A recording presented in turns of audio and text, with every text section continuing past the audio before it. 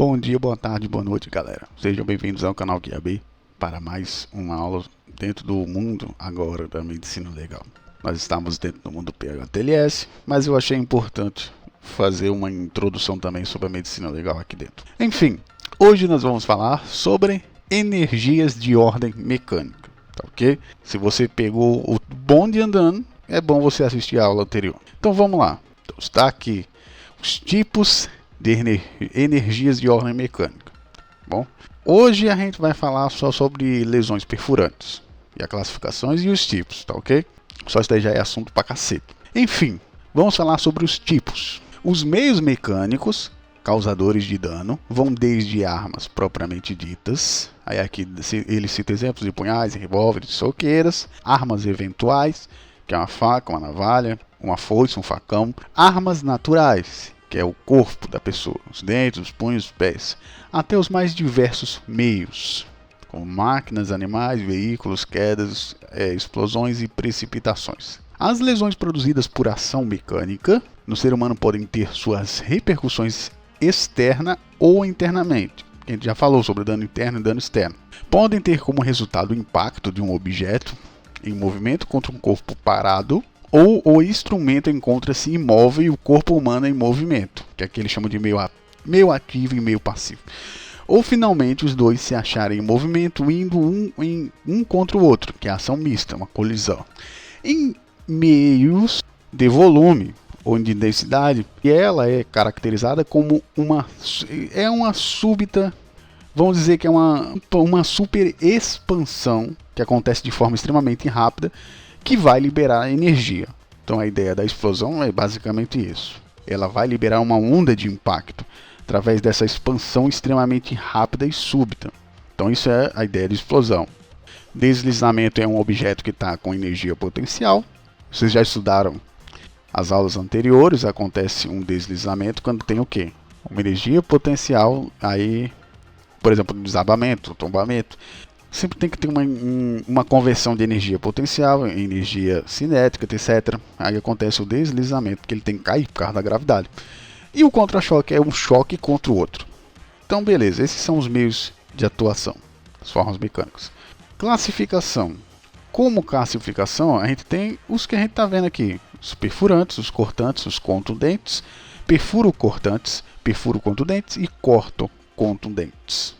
Elas produzem esses tipos de energias mecânicas, produzem feridas pontiformes, cortantes, contusas, perfuro-cortantes, perfuro-contusas, corto-contusas. Aqui no livro ele não aceita a dilaceração, que é muito considerada aí em alguns livros, tá ok? Cortodilacerantes também eles não aceitam, nem perfuro-dilacerantes. Contuso-dilacerantes, pelo fato de não existirem instrumentos que sejam dilacerantes ou corto-dilacerantes. Então, pelo fato de não existir instrumentos da dilaceração, o autor do livro ele não considera esses tipos de feridas, tá ok? Esses tipos de feridas ele não considera, ele só considera a forma clássica, que é o que? Perfurantes, cortantes, contundentes, cortantes, perfuro-contundentes e corto-contundentes, tá ok? Mas existem essas outras classificações aqui. É o fato de não existirem instrumentos dilacerantes, por isso não pode existir as outras formas, já que não existe o instrumento. Aí aqui ele dá outro exemplo também, que é as feridas de fragmentos de vidro, lança, dentes, explosões, ainda que venham apresentar perdas de tecido, que é o caso de dilaceração, não deixam de ter a natureza cortante, perfuro-cortante, corto-contusas e contusas. E agora a gente vai finalmente botar a mão na massa. Vamos falar sobre as lesões perfurantes. Vamos lá! As lesões causadas por meios ou instrumentos perfurantes, de aspecto pontiagudo, alongado e fino, e de diâmetro transverso reduzido, têm características bem próprias. Como exemplos mais comuns desses instrumentos apontam-se o estilete, sovela, a agulha, o florete, o furador de gelo, o picador de gelo, os quais quase sempre atuam por percussão. Lembre lá que eu falei para vocês, o que é uma percussão? Ela é algo rápido e agudo. Então eles sempre atuam por meio de percussão ou pressão. Por isso que eu fiz aquela introdução para vocês ali agora sobre os meios, para você saber do que eu estou falando aqui. Afastando a fibra do tecido e muito raramente seccionando. Aqui ele fala muito raramente ela vai seccionar. O que significa seccionar? Tirar pedaço, trocando por miúdos. Vai soltar fora o membro. O que caracteriza?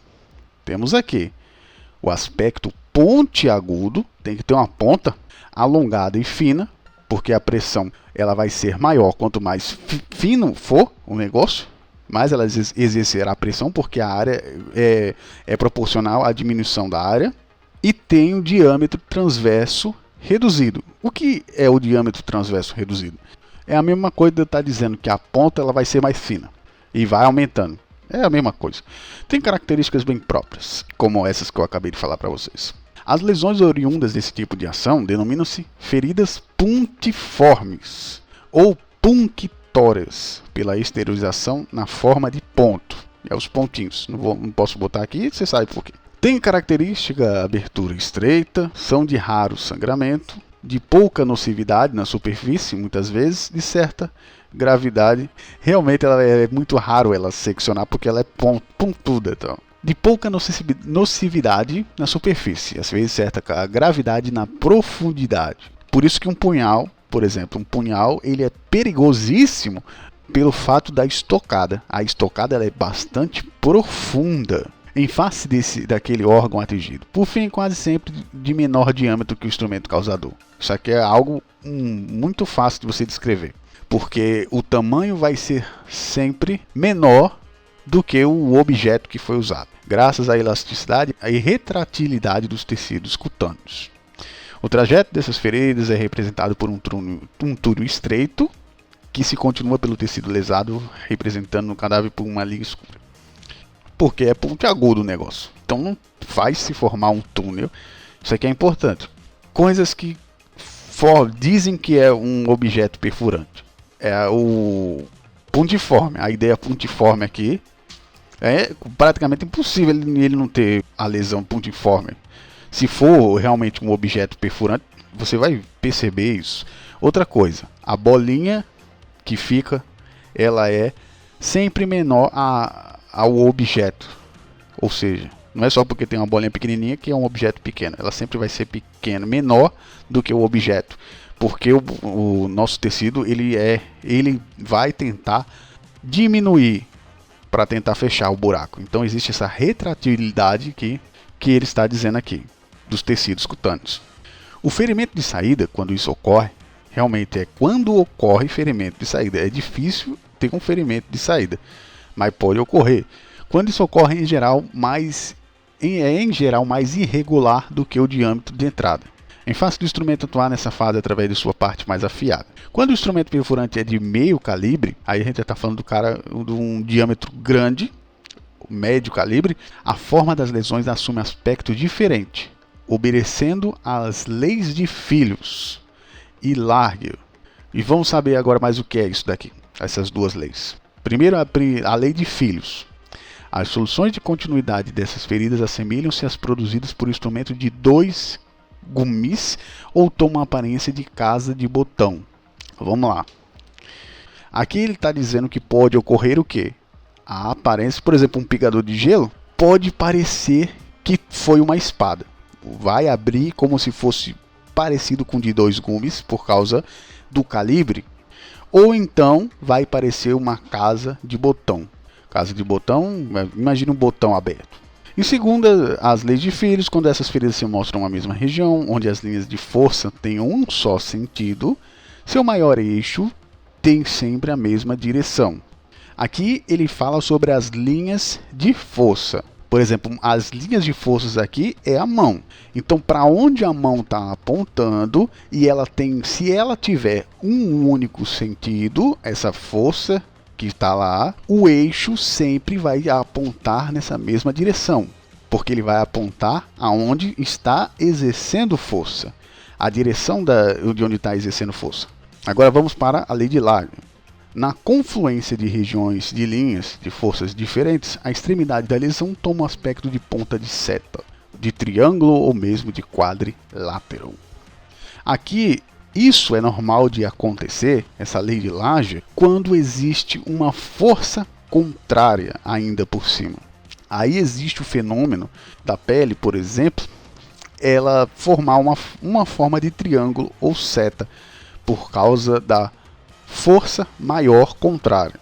Aí acontece, pode se tornar um triângulo ou pode se tornar um quadrilátero, dependendo da pressão da lesão perfurante. Isso pode ocorrer, porque existem o quê? Aí o que precisa existir? Confluência de regiões de linhas de força diferentes. Ou seja, existem linhas de forças diferentes. Pode ser ou a resistência do corpo, ou o cara é meio bêbado, aí a forma como ele exerce pressão vai modificando as linhas de força. Pode acontecer isso. Agora a gente vai falar dentro do plano anatômico, as lesões do tipo perfurantes. Vamos lá.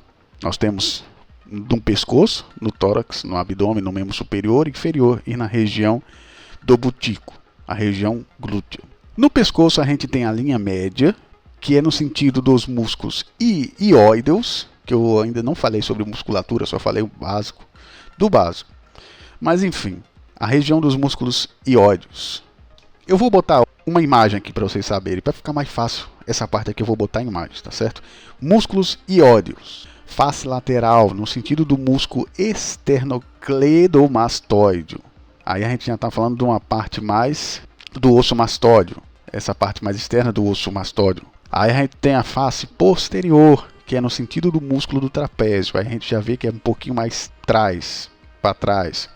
A lateral é a frente, que é essa parte do nosso externo, e a posterior já vai para a parte do trapézio. No tórax a gente tem a face anterolateral, que é do peitoral, no peito, e no músculo serrátil maior. A posterior é no sentido do músculo romboide. O nosso músculo romboide eu vou mostrar aí nas fotos, tá ok? Linha média, dentro do abdômen. A linha média nós temos os músculos abdominais, que é no centro. Anterolateral, a gente vai para os músculos oblíquos, que é aqueles musculinhos difíceis de malhar. E a face posterior, nós vamos para os músculos transversos, que aí já são os musculinhos que estão por trás. Membro superior, face anterior, nós temos o braço, no sentido do bíceps, do bráquio, do antebraço, no sentido dos feixes pronador redondo e do flexor radial do carpo. Tudo isso daí é a parte da frente. A parte da frente que faz essa musculatura da gente rotacionar, e principalmente esse flexor, que fica na parte radial, e ligado com o carpo. A posterior, a gente já tem falado do deltoide, que é o músculo deltoide, o tríceps, que é a parte de trás, braquial, uma parte traseira do braquial, o antebraço, a parte traseira. No sentido do extensor dos dedos também é considerado traseiro. Aí vem a grande questão. Por que o músculo extensor dos dedos é considerado posterior? Por causa do plano anatômico, tá ok? A gente já teve aula daqui do plano anatômico aqui, então não vou falar muito. A face anterior. A face anterior, a gente tem a coxa, o músculo costureiro, no sentido dos feixes do músculo reto da coxa, que é o que liga essa parte, a perna, no sentido da tíbia anterior. E a posterior, a gente tem a parte de trás da coxa, o músculo grácil, a perna. Geralmente esses músculos aqui, tanto o costureiro quanto o grácil, eles fazem essa ligação.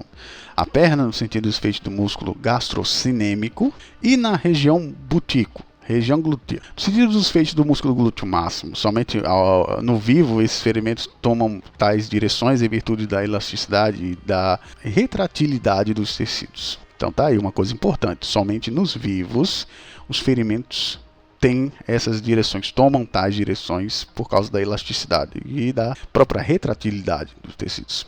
Lesões produzidas por órgãos profundos assumem forma de acordo com a sua estrutura fibrosa, cartilaginosa, etc. Então aqui a gente tem a lesão quando atinge órgãos, que é um pouquinho diferenciado o negócio. Os órgãos constituídos de várias túnicas, por exemplo, estômago, lesões, são orientadas em sentidos diversos. A serosa se mostra com a solução de continuidade alongada. A túnica muscular tem um ferimento em direção às próprias fibras musculares e na mucosa é a terceira direção distinta das outras.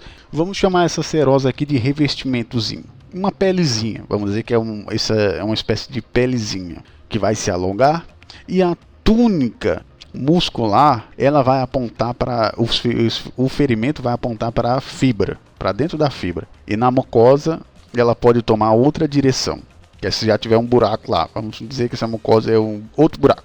Em seu trajeto, os instrumentos perfurantes podem produzir ferimentos que terminam em um fundo de saco, que é quando não tem para onde ir, em uma cavidade, ou podem transfixar um segmento, redundando assim em 2 orifícios, que é aquele caso lá que tem entrada e saída, além de um trajeto.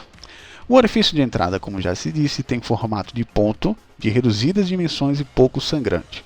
O orifício de saída, quando existe, é muito parecido com a da entrada, representando, no entanto, suas bordas discretamente evertidas, menores. O trajeto dependerá no que se diz a respeito da sua profundidade, do tamanho do instrumento ou da pressão utilizada. Então, olha só, conceitos importantes. A profundidade depende do tamanho do instrumento e também da pressão que é exercida pelo agressor. São as linhas de força. No entanto, não se pode estabelecer o comprimento do meio perfurante pela profundidade de penetração. Aqui essa parte também é outra parte importante. Não se pode estabelecer o comprimento do meio perfurante pela profundidade de penetração. Porque a gente não sabe se foi só uma parte ou se foi tudo, então não tem como. Então até aqui ele está certo. A tendência é que bote fatorar mesmo até o final. Mas e se a pessoa tentou tirar o negócio e não conseguiu, o objeto não conseguiu chegar à sua completa extensão no corpo? Além de nem sempre penetrar em toda a sua extensão, como estava falando aqui, pode variar essa profundidade com a posição da vítima, pode acontecer que a profundidade de penetração seja maior que o próprio comprimento da arma. Por exemplo, atinge uma região onde haja depressibilidade dos tecidos superficiais. Ele fala depressão não é porque ele estava triste aqui não, é porque existe uma leve caída, vamos dizer assim, como no ventre. Aí tem um cara aqui, Lassagne, que chamou essas lesões de feridas de Fole, ou feridas em acordeão. A gravidade desses ferimentos depende do caráter vital dos órgãos e a estrutura atingidos ou da eventualidade de infecções supervenientes. Sua causa jurídica é, na maioria das vezes, homicida, mais raramente de origem acidental ou suicida. E é por hoje a gente terminou aqui as partes das lesões perfurantes. Então, geralmente, é o cara que dar uma falecida de leve no outro. Nunca é um de origem acidental, isso daqui. É muito raro os casos em que isso acontece. Então espero que vocês tenham entendido o máximo sobre o que eu falei aqui hoje. E na próxima nós vamos falar finalmente das lesões cortantes. Espero que vocês tenham gostado do vídeo de hoje e até a próxima.